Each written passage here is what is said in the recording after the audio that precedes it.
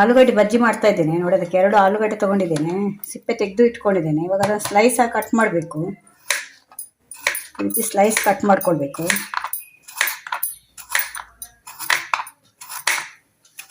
ಎಲ್ಲ ಒಂದ್ಸಲ ಕಟ್ ಮಾಡ್ಕೊಂಡ್ಮೇಲೆ ಆಮೇಲೆ ತೋರಿಸ್ತೇನೆ ನಿಮಗೆ.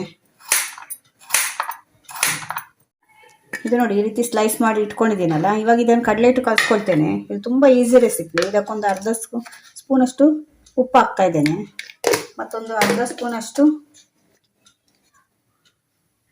ಮೆಣಸಿನ ಪೌಡ್ರ್ ಹಾಕ್ತಾ ಇದ್ದೇನೆ ಇದಕ್ಕೆ. ಇವಾಗ ಇದನ್ನು ಪೇಸ್ಟ್ ಥರ ಮಾಡ್ಕೊಳ್ಬೇಕು ನಾವು. ಒಂದ್ಸಲ ಚೆನ್ನಾಗಿ ಮಿಕ್ಸ್ ಮಾಡಿಕೊಂಡು ಇದನ್ನು ಪೇಸ್ಟ್ ಥರ ಮಾಡ್ಕೊಳ್ಬೇಕು. ಇದಕ್ಕೆ ಬೇಕಾದರೆ ಹಿಂಗೆ ಹಾಕ್ಕೊಳ್ಬೋದು ನೀವು. ಸ್ವಲ್ಪ ಹಿಂಗೆ ಪೌಡ್ರ್ ಇದ್ದರೆ ಹಿಂಗೆ ಪೌಡ್ರ್ ಹಾಕ್ಬೋದು. ಪೌಡ್ರ್ ಇಲ್ಲ ಅಂದರೆ ಅದು ಮುದ್ದೆ ಹಿಂಗಿದ್ರೆ ಅದನ್ನ ಕಲಸಿ ಹಾಕ್ಬೋದು. ನಾನು ಹಾಕ್ತಾ ಇಲ್ಲ. ಇದಕ್ಕೆ ಖಾರಕ್ಕೆ ಹಸಿಮೆಣಸಿನ್ಕಾಯಿ ಹಾಕ್ಕೊಳ್ಳಿ. ಇದು ಬಜ್ಜಿ ಅಲ್ಲ, ಅದರಿಂದ ನಾವು ಕೆಂಪು ಮೆಣಸಿನ್ಕಾಯಿ ಇದಕ್ಕೆ ಖಾರಕ್ಕೆ.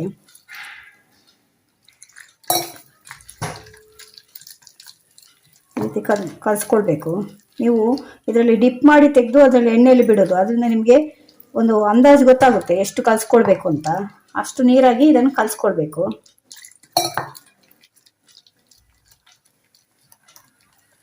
ಅದು ಗಂಟಿಲ್ಲದಾಗೆ ಕಲಿಸ್ಕೊಳ್ಬೇಕು.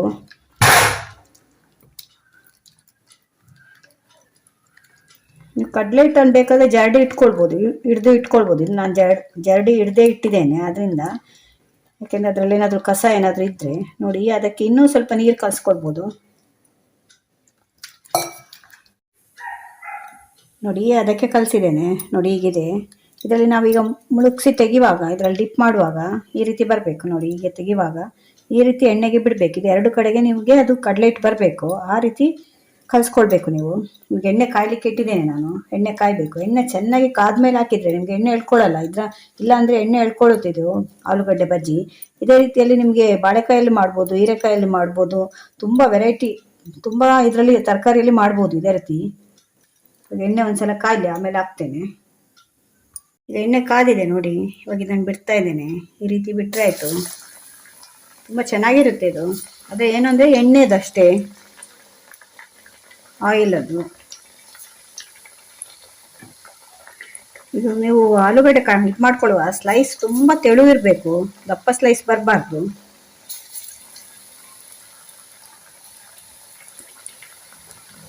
ನೀವು ಎಣ್ಣೆ ಆದಷ್ಟು ಕಡಿಮೆ ಇಡಿ. ಯಾಕೆಂದರೆ ಒಂದ್ಸಲ ಯೂಸ್ ಮಾಡಿದೆ ಎಣ್ಣೆನ ಮತ್ತೆ ಮತ್ತೆ ಯೂಸ್ ಮಾಡಬಾರ್ದು. ಅದರಿಂದ ಆದಷ್ಟು ಕಮ್ಮಿ ಎಣ್ಣೆ ಇಟ್ಟರೆ ನೀವು ಇನ್ನೊಮ್ಮೆ ಅದನ್ನು ಬೇರೆ ಯಾವುದಕ್ಕೆ ಒಗ್ಗರಣೆಗೆಲ್ಲ ಹಾಕಿ ಖಾಲಿ ಮಾಡ್ಬೋದು. ಇವಾಗ ಆಯಿತು. ಇದೊಂದು ಸ್ವಲ್ಪ ಕಾಯಬೇಕು. ಒಂದು ಸ್ವಲ್ಪ ಇದು ಹಾಕಿದ್ಮೇಲೆ ನೀವು ಸ್ವಲ್ಪ ಸಿಮ್ಮಲ್ಲಿಡಿ. ಇದೊಂದು ಸ್ವಲ್ಪ ಕಾದ್ಮೇಲೆ ನೀವು ಮಗುಚಿ ಹಾಕಬೇಕು. ಇಲ್ಲಾಂದರೆ ಅದು ಬೆಂದಿರಲ್ಲ ಎಲ್ಲ ನಿಮಗೆ ಸೌಟಿಗೆ ಹಿಡಿಯುತ್ತೆ ಅದೆಲ್ಲ. ಒಂದು ಸ್ವಲ್ಪ 2 ನಿಮಿಷ ಇದು ಕಾಯಬೇಕು. ಇವಾಗ ನಾವು ಇದನ್ನು ಆಲೂಗಡ್ಡೆಯನ್ನು ಎಣ್ಣೆಗೆ ಹಾಕಿದ್ಮೇಲೆ ಮೀಡಿಯಂ ಫ್ಲೇಮಲ್ಲಿ ಇಟ್ಟು ಕಾಯಿಸಬೇಕು. ಇಲ್ಲಾಂದರೆ ಅದು ಒಳಗಡೆ ಆಲೂಗಡ್ಡೆ ಬೇಯಲ್ಲ ನಿಮಗೆ. ಮೇಲ್ಗಡೆ ಮಾತ್ರ ಇದು ಕೆಂಪು ಆಗ್ತಾ ಬರುತ್ತೆ, ಒಳಗಡೆ ಬೆಂದಿರಲ್ಲ. ಅದರಿಂದ ಮೀಡಿಯಮಲ್ಲಿ ಇಟ್ಟು ಕಾಯಿಸ್ಬೇಕು ನೀವು. ಫುಲ್ ಐಯಲ್ಲಿಟ್ಟು ಕಾಯಿಸಿದ್ರೆ ನೀವು ಅದು ಒಳಗಡೆ ಬೇಯಲ್ಲ ಅದು ಆಲೂಗಡ್ಡೆ. ಇವಾಗ ನೋಡಿ ಬೆಂದಿದೆ ಇದು.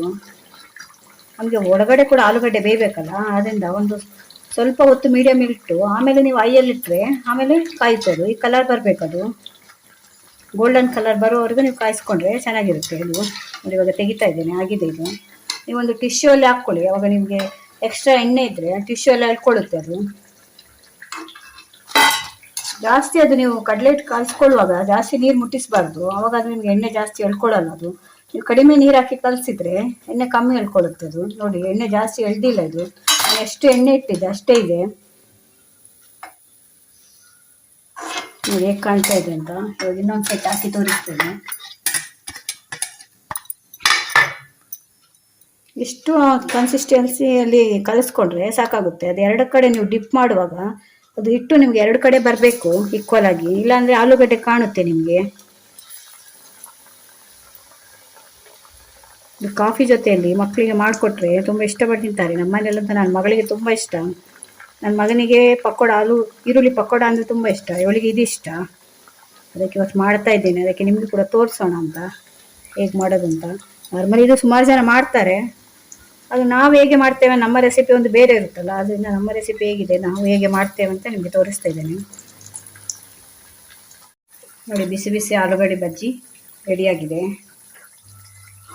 ಮಕ್ಕಳಿಗೆ ಇದ್ರ ಜೊತೆ ಕಾಫಿ ಜೊತೆ ಅಥವಾ ಟೀ ಜೊತೆ ಇಲ್ಲಾಂದರೆ ಜ್ಯೂಸ್ ಜೊತೆ ಸರ್ವ್ ಮಾಡಿದರೆ ಇಷ್ಟಪಟ್ಟು ತಿಂತಾರೆ ಮಕ್ಕಳು. ಸ್ಕೂಲಿಂದ ಎಲ್ಲ ಬರ್ತಾರಲ್ಲ, ಆಫೀಸಿಂದ ಎಲ್ಲ ಹಸ್ಬೆಂಡ್ ಎಲ್ಲ ಬರುವಾಗ ಈ ರೀತಿ ಮಾಡಿಕೊಟ್ರೆ ಸಿಂಪಲಾಗಿ ಈಸಿಯಾಗಿ ಮಾಡ್ಕೊಳ್ಬೋದು ನೀವು. ಒಂದು 10-15 ನಿಮಿಷ ಸಾಕು ಇದು ಮಾಡಲಿಕ್ಕೆ. ರೆಡಿಯಾಗಿದೆ ಇವಾಗ ಆಲೂಗಡ್ಡೆ ಬಜ್ಜಿ.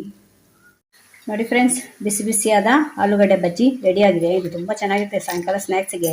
ಮಕ್ಕಳಿಗೆ ಮಾಡಿಕೊಟ್ರೆ ಖಾಲಿ ಆಗೋದೇ ಗೊತ್ತಾಗಲ್ಲ, ಅಷ್ಟು ಇಷ್ಟಪಟ್ಟು ತಿಂತಾರೆ ಅವರು. ಹೊರಗಡೆಯಿಂದ ಏನೋ ತರಿಸೋ ಬದಲು ಈ ರೀತಿ ಮನೆಯಲ್ಲಿ ಸಿಂಪಲಾಗಿ ಮಾಡ್ಕೊಳ್ಬೋದು. ಜಾಸ್ತಿ ಖರ್ಚು ಕೂಡ ಬರೋಲ್ಲ ಮನೆಯಲ್ಲೇ ಮಾಡಿಕೊಂಡ್ರೆ. ಅದನ್ನು ಮನೆಯಲ್ಲಿ ಒಂದ್ಸಲ ಮಾಡಿಕೊಡಿ ಮಕ್ಕಳಿಗೆ, ಟ್ರೈ ಮಾಡಿ ಒಂದ್ಸಲ, ತುಂಬ ಚೆನ್ನಾಗಿರುತ್ತೆ ಇದು. ಇಲ್ಲಿ ಇದರ ಜೊತೆ ಕಾಫಿ ಕೂಡ ರೆಡಿಯಾಗಿದೆ. ಮಕ್ಕಳು ಕಾಯ್ತಾ ಇದ್ದಾರೆ, ಮಕ್ಕಳಿಗೆ ಸರ್ವ್ ಮಾಡಬೇಕು. ತುಂಬ ಸ್ಮೂತಾಗಿ ಬರುತ್ತೆ, ಕ್ರಿಸ್ಪಿ ಕೂಡ ಬರುತ್ತೆ, ಒಳಗಡೆ ಬೆಂದಿರುತ್ತೆ. ನೋಡಿ ಚೆಂದ ಮಾಡಿ ಬೆಂದಿದೆ ನೋಡಿ. ಈ ವಿಡಿಯೋ ನಿಮ್ಗೆ ಇಷ್ಟ ಆದರೆ ನನ್ನ ಚಾನಲ್ ಸಬ್ಸ್ಕ್ರೈಬ್ ಮಾಡ್ಕೊಂಡು ನೋಡಿ. ಇದೇ ಥರ ಹೊಸ ಹೊಸ ವಿಡಿಯೋ ತೊಗೊಂಡು ಮತ್ತೆ ಬರ್ತೇನೆ. Bye friends.